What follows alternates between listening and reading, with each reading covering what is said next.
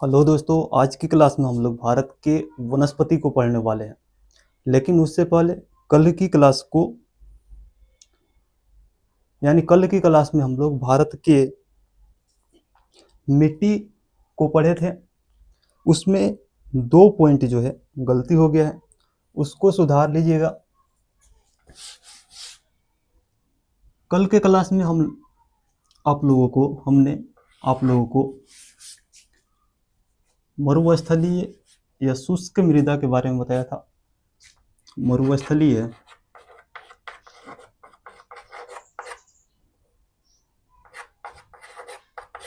या शुष्क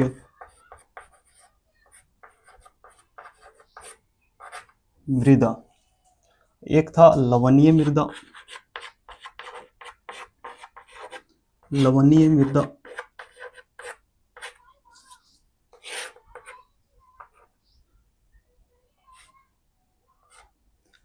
मरुस्थलीय या शुष्क मृदा वहां पर पाई जाती है जहां पर नगण्य वर्षा होती है।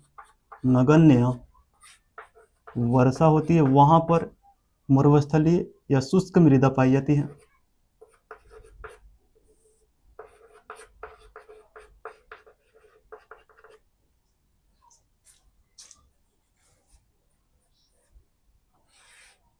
और मरुस्थलीय मृदा में उस उन फसलों का उत्पादन किया जाता है जो जिस फसल को जल की आवश्यकता कम पड़ती है, उन फसल का उत्पादन किया जाता है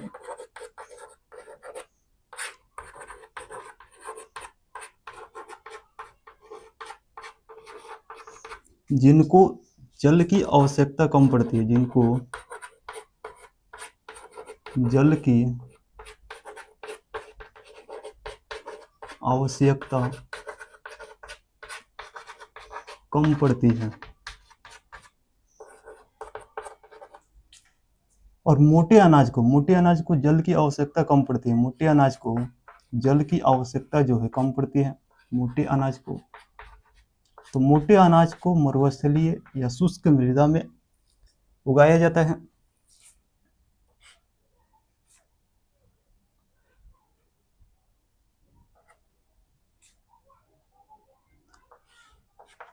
और मरुस्थलीय मृदा जो है कृषि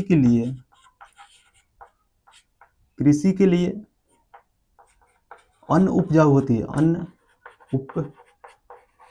होती है। और मरुस्थलीय मृदा को अगर देखें तो यह गुजरात, राजस्थान और पंजाब के कुछ हिस्से में पाया जाता है। कल की क्लास में हम मरुस्थलीय मृदा में ही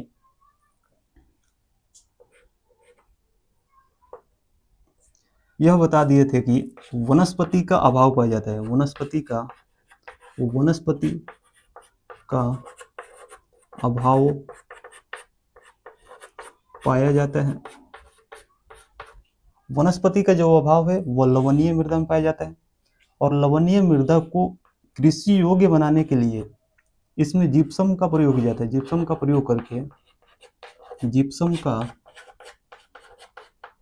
प्रयोग करके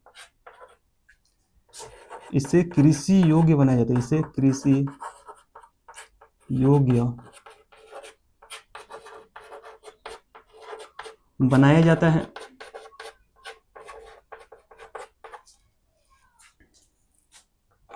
तो ये दो पॉइंट जो है आप लोग लवणीय मृदा में नोट कर लीजिएगा,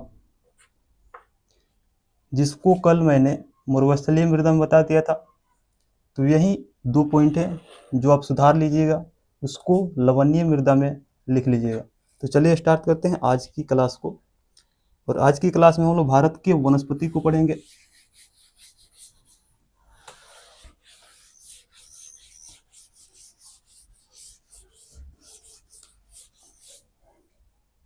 भारत के वनस्पति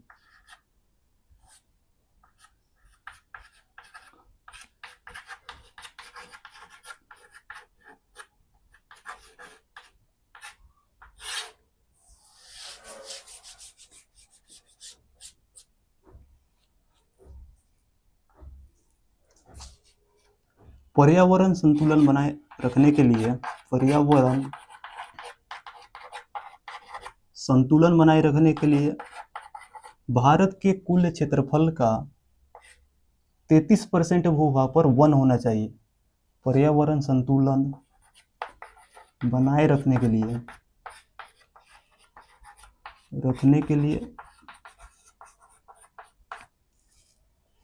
भारत के कुल क्षेत्रफल का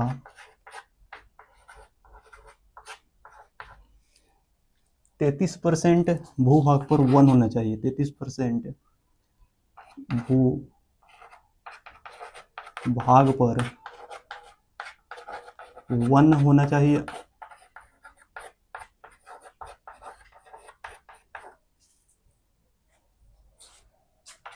और स्वतंत्र भारत के बाद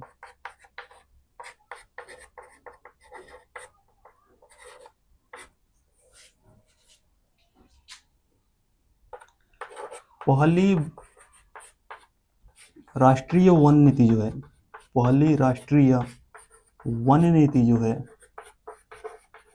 1952 ईस्वी में लाया गया था। और इस वन नीति में संशोधन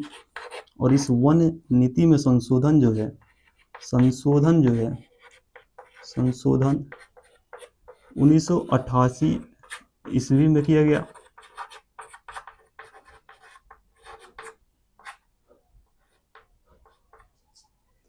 और पहली जो राष्ट्रीय वन नीति थी,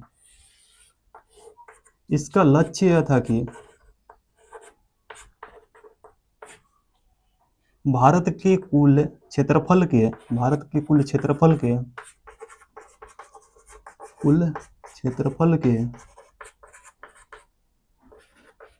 33% भूभाग पर वन का विस्तार करना है।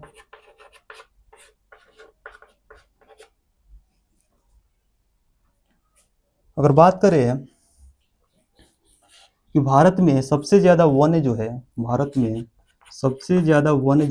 प्रदेश में है। भारत में सबसे ज़्यादा वन जो है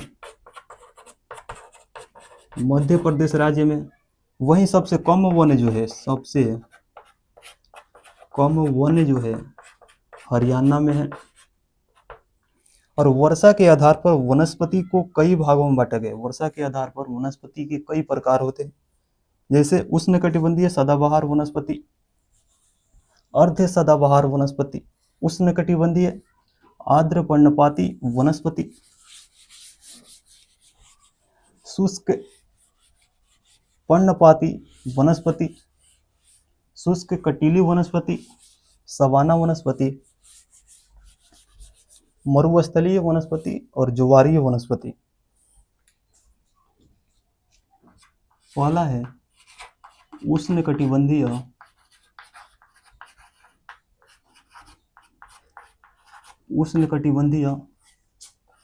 सदाबहार वनस्पति।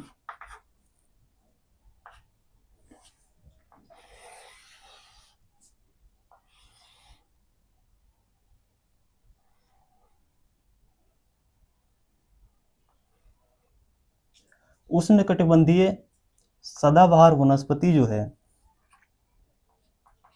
भारत के वैसे क्षेत्र में पाया जाता है जहां पर वर्षा जो है 250 सेंटीमीटर से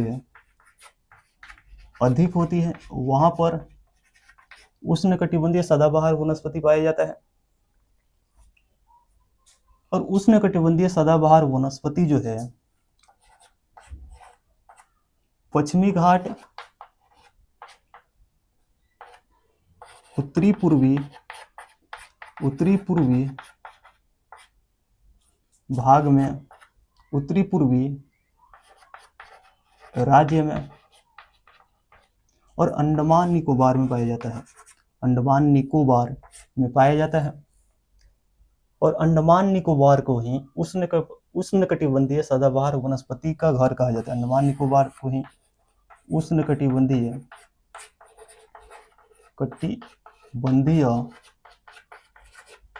सदाबहार वनस्पति का घर कहा जाता है। वनस्पति का घर कहा जाता है।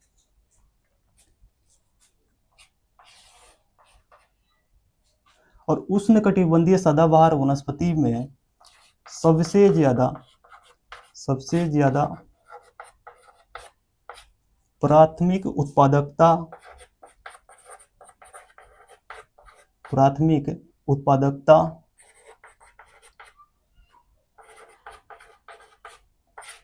उत्पादकता है।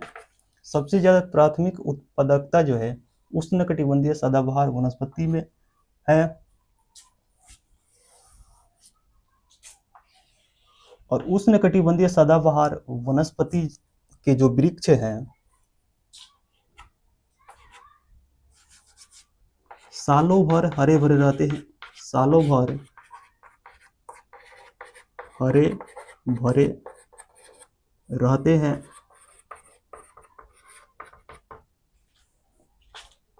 जिस कारण सदाबहार वनस्पति कहा जाता है।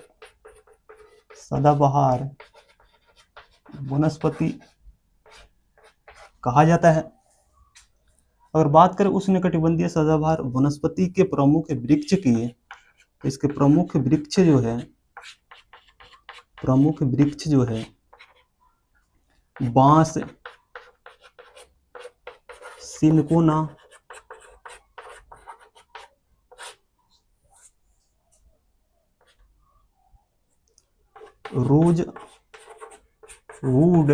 रोजवुड और आबनूस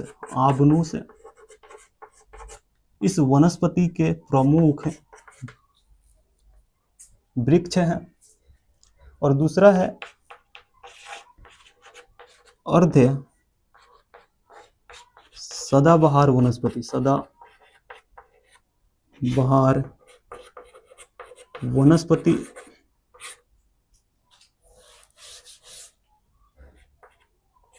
अर्ध सदाबहार वनस्पति वैसे क्षेत्र जहां पर 200 से लेकर 250 सेंटीमीटर के बीच में वर्षा होती है वहां पर अर्ध सदाबहार वनस्पति पाया जाता है।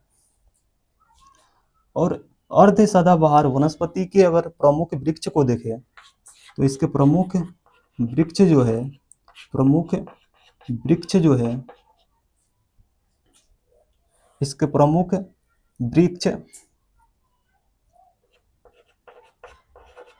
साइडर, होलक और चंपा इसके प्रमुख वृक्ष हैं। और तीसरा है उष्णकटिबंधीय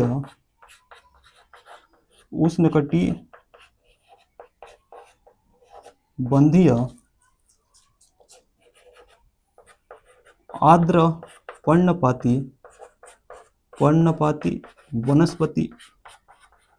वनस्पति।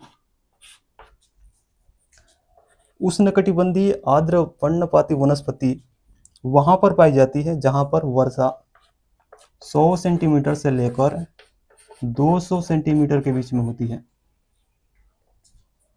और भारत में सबसे ज्यादा उष्णकटिबंधीय आर्द्र पर्णपाती वनस्पति जो है पाया जाता है। भारत में सबसे ज्यादा पाया जाता है। भारत में सबसे ज्यादा पाया जाता है।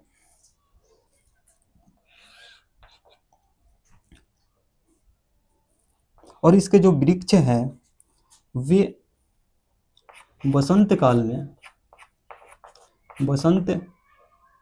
एवं ग्रीष्म काल में ऋतु के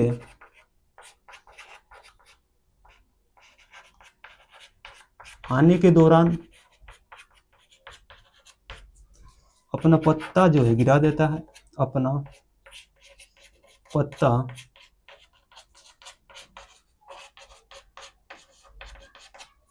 जिस कारण इसे पर्णपाती वनस्पति कहा जाता है, जिस कारण इसे पर्णपाती वनस्पति कहा जाता है। और इसके प्रमुख जो वृक्ष है, प्रमुख वृक्ष जो है, प्रमुख वृक्ष जो है, और इसके वृक्ष जो है वाणिज्यिक दृष्टिकोण से बहुत ही महत्वपूर्ण होते हैं। सागवन, साल, शीशम, सागवन, साल, शीशम, आम और कटहल, आम और कटहल और इत्यादि, ये सभी वृक्ष जो है उष्णकटिबंधीय आर्द्र पर्णपाती वनस्पति के प्रमुख वृक्ष हैं। फिर उसके बाद हम लोग देखेंगे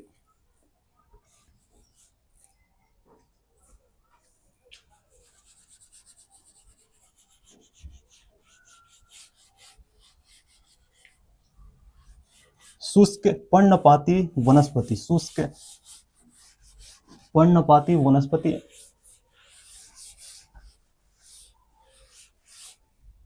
शुष्क पर्णपाती वनस्पति को चौथा है शुष्क पर्णपाती वनस्पति।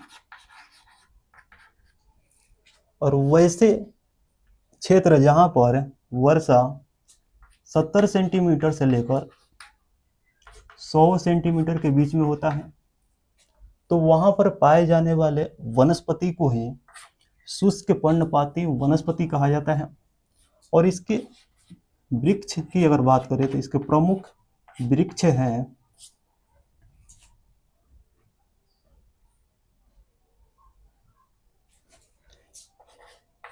तेंदु, पलाश और बेल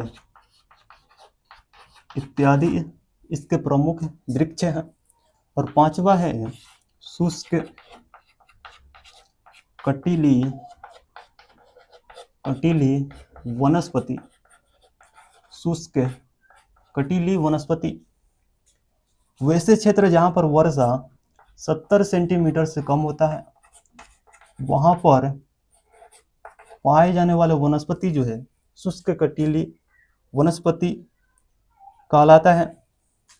और इसके प्रमुख वृक्ष की अगर बात करें तो इसके प्रमुख वृक्ष जो है बबूल,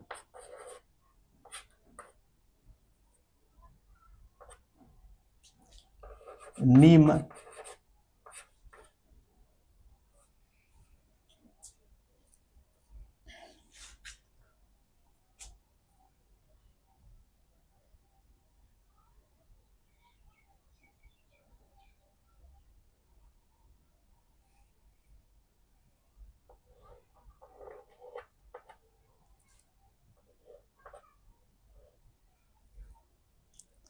और इत्यादि इसके प्रमुख वृक्ष हैं।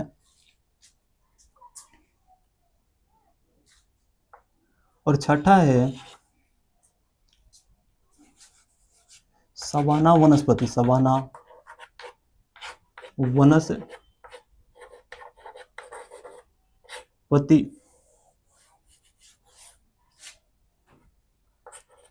वैसे क्षेत्र जहां पर वर्षा 40 सेंटीमीटर से लेकर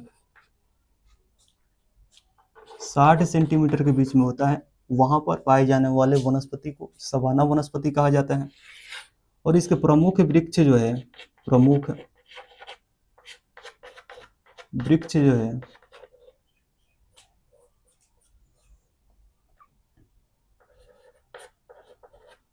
छोटे छोटे घास और छोटे झाड़ियाँ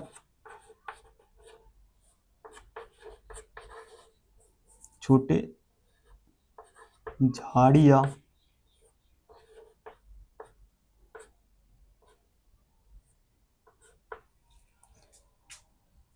फिर उसके बाद है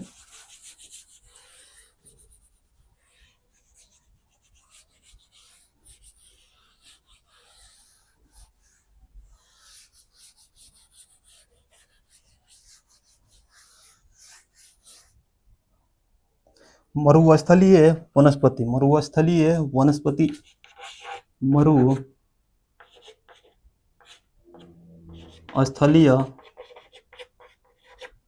वनस्पति, मरुस्थलीय वनस्पति वैसे क्षेत्र जहाँ पर वर्षा जो है 50 सेंटीमीटर से कम होता है, 50 सेंटीमीटर से कम होता है, वहाँ पर पाए जाने वाले वनस्पति जो है, वहाँ पर पाए जाने वाले वनस्पति को मरुस्थलीय वनस्पति कहा जाता है। वहाँ पर पाए जाने वाले वनस्पति को मरुस्थलीय वनस्पति कहा जाता है। और मरुस्थलीय वनस्पति के अगर उदाहरण की बात करें, यानी प्रमुख वृक्ष की बात करें, तो इसके प्रमुख वृक्ष जो है अकासिया और नागफनी, अकासिया और नागफनी इसके प्रमुख वृक्ष हैं। और 8वां है ज्वारीय वनस्पति। ज्वारीय वनस्पति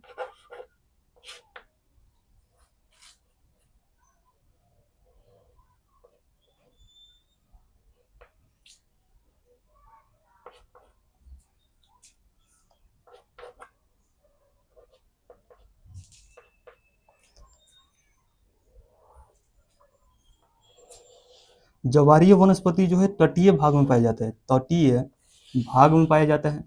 और ज्वारीय वनस्पति को अनूप वन या इसी को कछारी वनस्पति या इसी को बेलांचली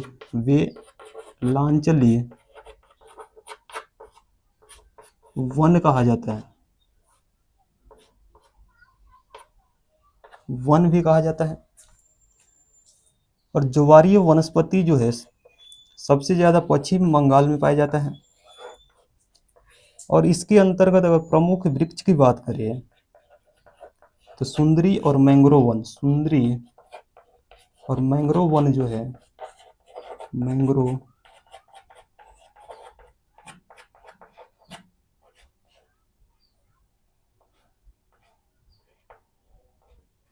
वो ज्वारीय वनस्पति है के प्रमुख वन है।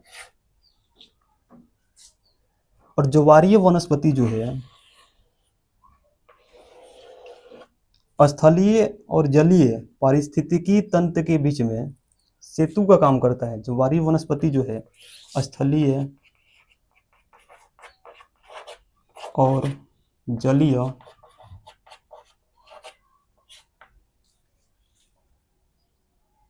पारिस्थितिकी के बीच में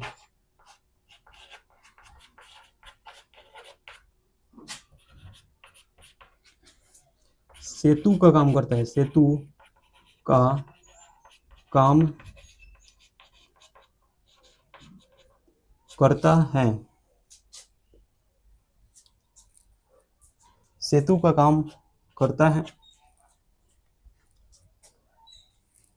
शुष्क कटिली वनस्पति बबूल, नीम और इसका एक और प्रमुख वृक्ष है खजूर।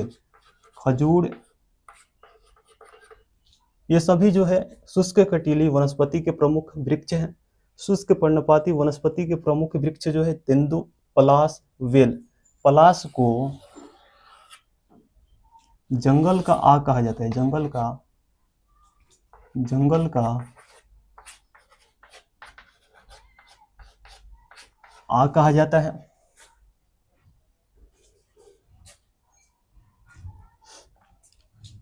और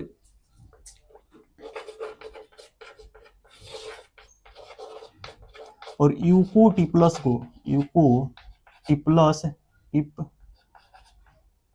को पारिस्थितिकी तंत्र का आतंकवाद कहा जाता है। यूकोटिप्लस को पारिस्थितिकी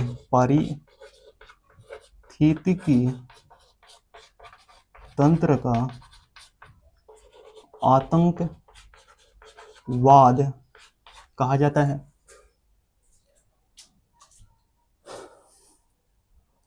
फिर इसके बाद हम देखेंगे आर्द्र भूमि को।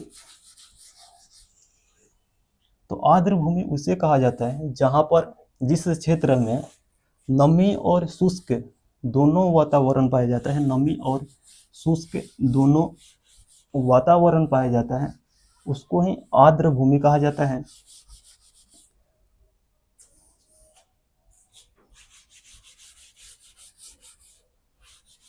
और आर्द्र भूमि जो है जैव विविधता के लिए महत्वपूर्ण माना जाता है। आर्द्र भूमि को जैव विविधता के लिए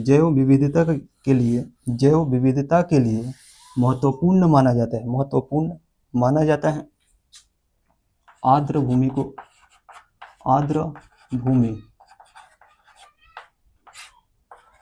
जैव विविधता के लिए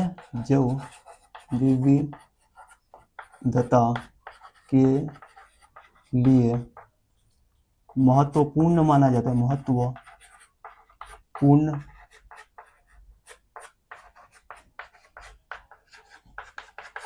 माना जाता है। और विश्व आर्द्र भूमि दिवस जो है 2 फरवरी को विश्व आर्द्र भूमि दिवस है जो 2 फरवरी को मनाया जाता है। 2 फरवरी को विश्व आर्द्र भूमि दिवस मनाया जाता है। और आर्द्र भूमि को संरक्षण प्रदान करने के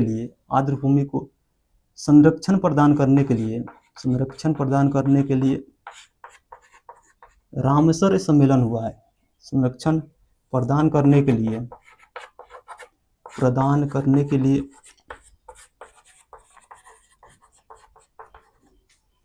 रामसर सम्मेलन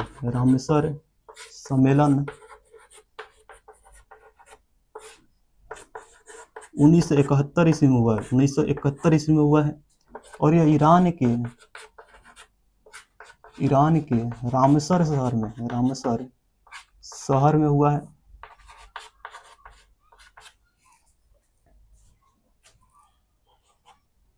और बात करें कि भारत के आर्द्र भूमि को कब से रामसर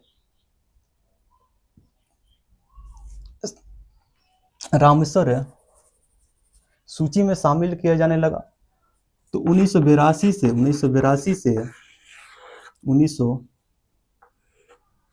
से भारत के आर्द्र भूमि को रामसर स्थल में शामिल किया जाने लगा है। और भारत में 100 रामसर स्थल है। भारत में टोटल 100 रामसर स्थल है।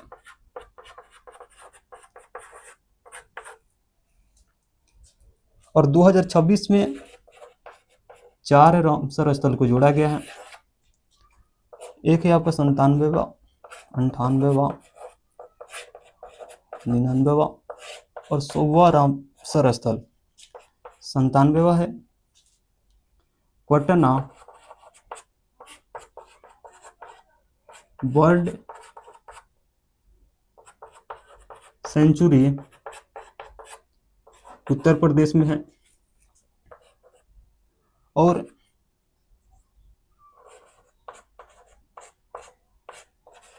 छारी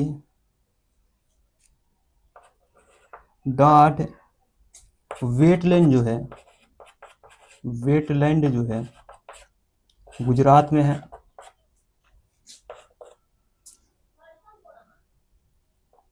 और शेखा झील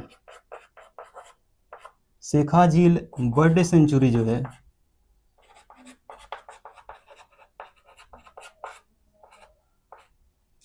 उत्तर प्रदेश राज्य में है।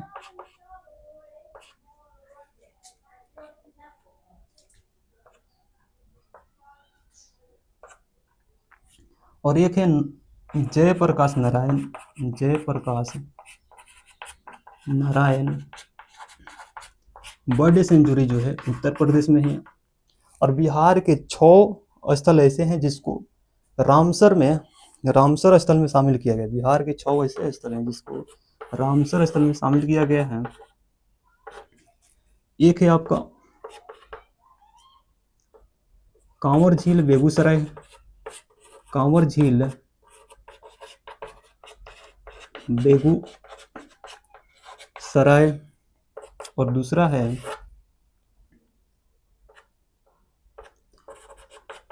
नागा और नकटी, नागा। तीसरा है नकटी पक्षी अभयारण्य, पक्षी अभयारण्य, दोनों जमुई में है। और चौथा है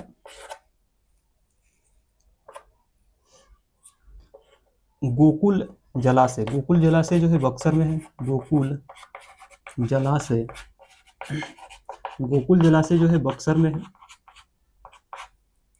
तो पांचवा है आपका उदयपुर झील, उदयपुर झील जो है पश्चिमी चंपारण में है, पश्चिमी चंपारण।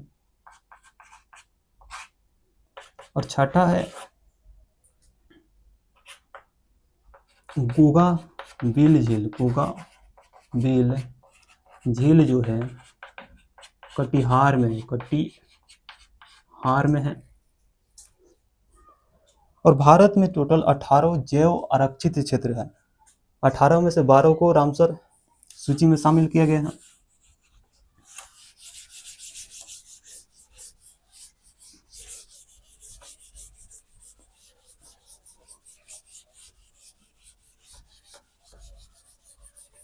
जैव आरक्षित क्षेत्र, जैव आरक्षित क्षेत्र जो है भारत में 18 है। आरक्षित क्षेत्र जो है 18 है। एक है आपका हिमाचल प्रदेश में कोल्ड डेजर्ट, उत्तराखंड में नंदा देवी, सिक्किम में कंचनजंगा, असम में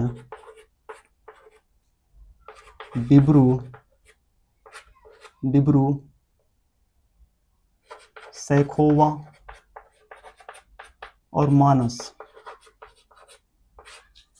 मेघालय में नोकरेक,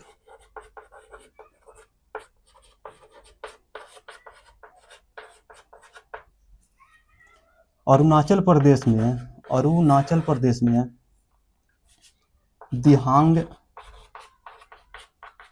दिबांग घाटी। पश्चिम बंगाल में सुंदरवन, ओडिशा में सिमलीपाल,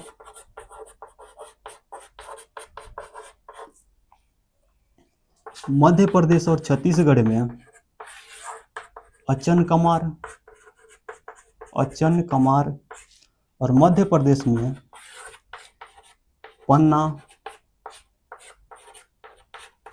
पंचमढ़ी। गुजरात में कच्छ का रण,